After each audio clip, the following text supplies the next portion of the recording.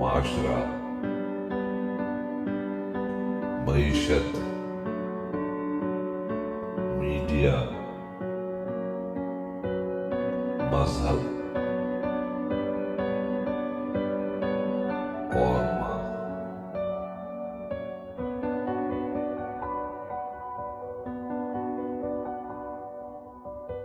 السلام علیکم۔ Channel M5 سے نسرین حسین پرویز آپ سے مخاطب ہے۔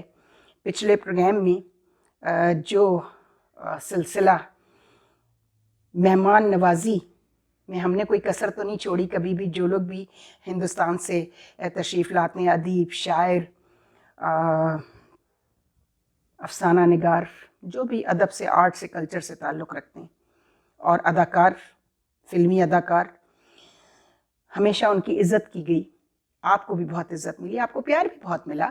آپ کے صرف ہندوستان میں، پاکستان ہی ایسا ملک نہیں، پوری دنیا میں آپ کی شاعری اور آپ کے جو ہنر کی جو ہے، اور آپ شبانہ اعظمی صاحبہ کی، ان کے والد کیفی اعظمی صاحب کی، پلس آپ کے والد جاں نثار اختر میرے بہت پسندیدہ شاعر تھے، اور میں ان کو بڑی رغبت سے پڑھتی تھی۔ یہ کالج کے زمانے کی بات بتا رہی ہوں، کیونکہ میرے گھر میں ادب اور لٹریچر اور فلسفہ، تاریخ، مذہب، سب کے حوالے سے میرے والد کی بہت بڑی لائبریری تھی ہے، اور میں ہی اس کی حفاظت کر رہی ہوں، اور ہمارے گھر میں اس کا چرچا ہوتا تھا۔ گو کہ ہمارے یہاں سے کبھی کسی نے کوئی ادبی یا محفلوں میں جا کر اپنے ہنر کا مظاہرہ نہیں کیا، چونکہ وہ کچھ ایسی مصلحتیں تھیں کہ ہم نہیں گئے کبھی بھی۔ لیکن جب جاں نثار اختر کی شاعری کو پسند کرنے کے باوجود میں نے آپ کی والدہ کے خطوط پڑھے، صفیہ کے خطوط زیر لب کے نام سے سب سے پہلے شائع ہوئے یہاں پر پاکستان میں، اور اس کے بعد دوبارہ جب شائع ہوئے تو صفیہ کے خطوط کے نام سے بھی شائع ہوئے، تو مجھے بہت تکلیف ہوئی۔ آپ کی والدہ کا دکھ اور تکلیف دیکھ کر اس لیے دکھ ہوا کہ پھر جاں نثار اختر کا وہ امیج اور وہ تصور جو تھا ذہن میں، وہ سب ڈسٹارٹ ہونے لگا۔ ہمارے عموماً شاعر، ادیب، افسانہ نگار صاحبان جو ہوتے ہیں، وہ جب باہر کی دنیا میں نکلتے ہیں تو اس کی رنگینیوں میں، دوسری خواتین میں اس طرح گم ہو جاتے ہیں کہ وہ اپنی گھر بیٹھی ہوئی بیاہتا بیوی کے ساتھ انتہائی بے وفائی اور انتہائی تکلیف دہ رویے کے ساتھ پیش آتے ہیں، جس کا دکھ ہمیں صفیہ کے خطوط میں، آپ کی والدہ کے خطوط میں ملتا ہے۔ بہرحال وہ بات آئی گئی ہوگی۔ آج بات یہاں یہ ہے، اللہ کا شکر ہے آپ اور شبانہ اعظمی بہت حسن سلوک سے رہتے ہیں، سارا کچھ ہے، لیکن کیا پاکستان کے لوگوں نے کبھی کوئی آپ کو ایسی تکلیف پہنچائی تھی کہ آپ یہاں آ کر ہمارے ریاستی امور کے معاملات میں دخل دیں اور اس طرح کی گفتگو کریں؟ اب آئیے گفتگو کا وہ حصہ جو ہم پچھلے کلپ میں نہیں کہہ پائے تھے۔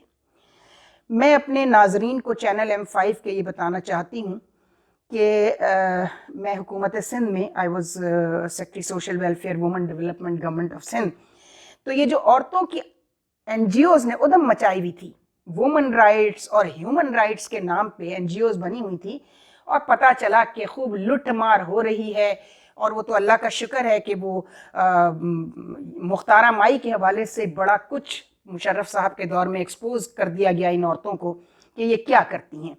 باہر ڈونر ایجنسیز بہت مزے لے لے کر ان عورتوں کو پہچانتی ہیں، ان جاہل عورتوں کو، کہ یہ کس طرح کیش کرتی ہیں اس ایشو کو۔ اور یہ وہ ایشو نہیں ہے ہمارا، ریپ اور عورتوں کے اوپر ہونے والے ظلم، وائلنس اگینسٹ وومن ان کا پسندیدہ سبجیکٹ ہے۔ اسی حوالے سے فیض کی بیٹی جو ان کاموں کی ماہر ہے، منزہ ہاشمی، آپ یہ دیکھیے کہ وہ عورت الحمرا کی ڈائریکٹر بھی ہو گئی، جس طرح یہاں احمد شاہ، تو یہ کون اس سارے مافیا کے پیچھے وہ کون سے ایلیمنٹ ہیں؟ اب ہماری جو سیکیورٹی ایجنسیز ہیں، جو نیشنل سیکرٹ ایجنسیز ہیں، اور حکومت پاکستان اور عوام، وہ نظر رکھیں ایسے چیزوں پر۔ ہم اسی لیے کہتے ہیں کہ احمد شاہ اور انور مقصود حمیدی اور یہ نور الہدیٰ شاہ اور پتہ نہیں کتنے لوگ ہیں، میں تو ایک مینجمنٹ کی بات کر رہی ہوں کہ اب یہ مینجمنٹ کا بھی حصہ ہیں ماشاءاللہ، انہوں نے الحمرا میں ابھی پچھلے دنوں جو کچھ ادھم مچایا ہے جا کر، اور فرحت عباس شاہ نے بھی، اور ہماری فضیلہ قاضی جو اداکارہ ہیں بہت بڑی، ان کے شوہر قیصر نظامانی نے بھی، اور بے تحاشا لوگوں نے اس پر احتجاج کیا، جو حرکت وہ وہاں کر کے آئے ہیں الحمرا میں۔ الحمرا میں मनिज़ा हाशमी को डायरेक्टर लगा दिया गया। क्वालिटीज़ क्या थी भाई कि टीवी में कैसे आ गई थी? टीवी की programme manager, general manager Lahore की कैसे हो गई थी वो? मेरिट नहीं। अगर बाप की लाश को कैश करना मेरिट है तो यहाँ बेतहाशा ऐसे हुनरमंद हैं और ऐसे अदबी लोग हैं। मैं सबसे बड़ी मिसाल देती हूँ हबीब जालिब की, नासिर काज़मी की, अब अमजद इस्लाम अमजद हैं, अहमद अदीम कासमी हैं, मुनीर नियाजी हैं।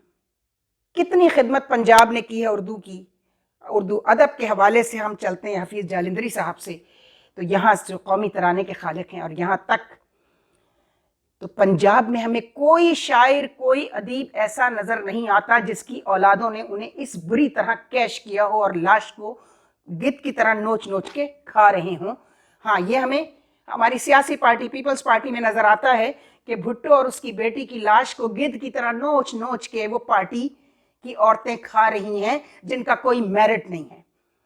वो सियासत में आ गई इनहेरिट करके, बेनज़ीर भुट्टो की बरसियां वो जिस तरह मनाती हैं और जाती हैं, बेतहाशा हमारे यहाँ ये सब कुछ हो रहा है। लेकिन अदबी तंजीमों में, अदबी लोगों में ये सब कुछ जो अदब की खिदमत करते हैं, लोगों को खुश रखते हैं, लोगों के ज़ौक़ को बढ़ावा देते हैं, उनके यहाँ अगर कोई हमें बेहूदगी और रियासती उमूर को बेचने वाले लोग नज़र आते हैं, उनमें सरे फहरिस्त हैं फैज़ की बेटी मनिज़ा हाशमी। इसकी शिकायत मैंने प्रिंसिपल सेक्रेटरी नवाज शरीफ साहब, सईद मेहदी साहब से जब की कि मैं यहाँ आई हुई हूँ, लाहौर में एक कॉन्फ्रेंस थी, काजी आफाक जो है वहाँ पर secretary social welfare women development थे, और वहाँ हमने ये किया कि ये NGOs कैंसिल होनी चाहिए। शहबाज शरीफ साहब, आप उस वक्त चीफ मिनिस्टर पंजाब थे और बिन्यामीन आपके मिनिस्टर थे, और अगर आपको याद हो तो मैं यहाँ से जो पैटर्न लेकर गई थी कि हमने इस तरह इनको कैंसिल करना है। इनकी कंप्लेंट्स बहुत थी, डोनर एजेंसीज की तरफ से भी थी कि जो सामान भी भेजा जाता है पैसा वो मुस्तहिक लोगों को नहीं दिया जाता, वो अपनी पॉकेट में वो डाल लिया जाता है। वही कंप्लेंट्स लाहौर में, पंजाब में भी थी। इस औरत ने चालाकी ये की थी कि इसने अपनी NGO गालिबन इस्लामाबाद में रजिस्टर कराई हुई थी।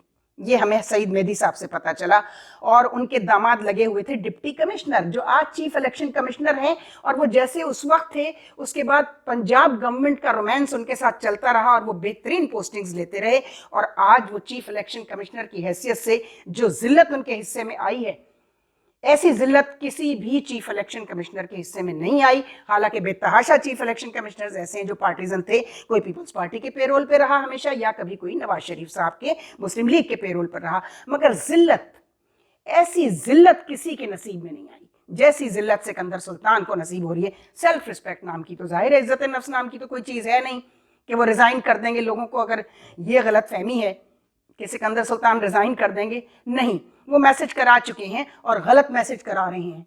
अभी एतजाज एहसन ने भी कहा कि वो बिल्कुल झूठ और बकवास है कि पिंडी वाले चाहते हैं, इस्टेब्लिशमेंट चाहती है कि इलेक्शन ना हो, इसलिए सिकंदर सुल्तान के सर पे उनका हाथ है।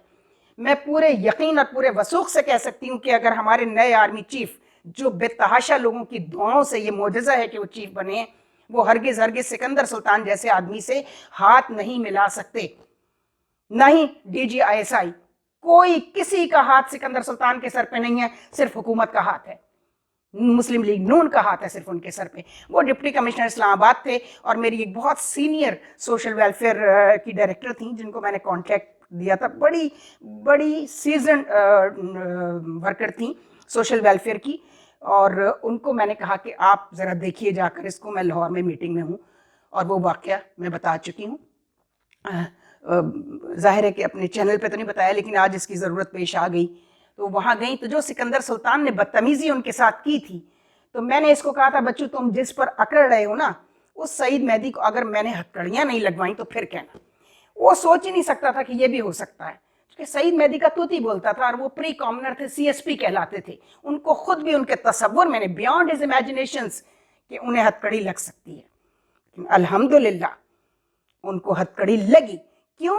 क्योंकि उस मीटिंग में जो नवाज शरीफ साहब के साथ मेरी हुई PTV के हवाले से, उसमें जब मैंने ये बात कही कि देखिए ये मनिज़ा हाशमी यहाँ पर बेहूदगी फैला रही है PTV के अंदर, तो कहने लगे मेरे पास बहुत रिपोर्ट्स हैं। उन्होंने सईद मेहदी की तरफ मुखातिब हुए और उन्होंने कहा कि आपने अभी तक मनिज़ा को हटाया नहीं, تو غالباً مجھے یہ لگا کہ یہ چالاکیاں ہماری بیوروکریسی کیسے کرتی ہے کہ میاں نواز شریف صاحب کو ظاہر ایک پرائم منسٹر کو ایک چھوٹی سی کارپوریشن ایک آرگنائزیشن کی جنرل مینیجر کے بارے میں کیسے یہ ہر ایک جگہ کا وہ پتہ کیسے رکھ سکتا ہے کہ جی کس کو نکال دیا کس کو رکھ لیا. انہوں نے ایک دفعہ آرڈر کر دیا, بلکہ چاغی آڈیٹوریم میں جا کر انہوں نے کہا تھا کہ یہ یوسف بیگ مرزا جو ان کے ہمزلف کا بھائی تھا, اس کا میرٹ نہیں تھا, اس کو خود میاں نواز شریف صاحب لے کر آئے تھے, مگر وہ رشتہ داروں کو سپورٹ کرنے کے معاملے میں بہت زیادہ شہرت رکھتے تھے نواز شریف صاحب.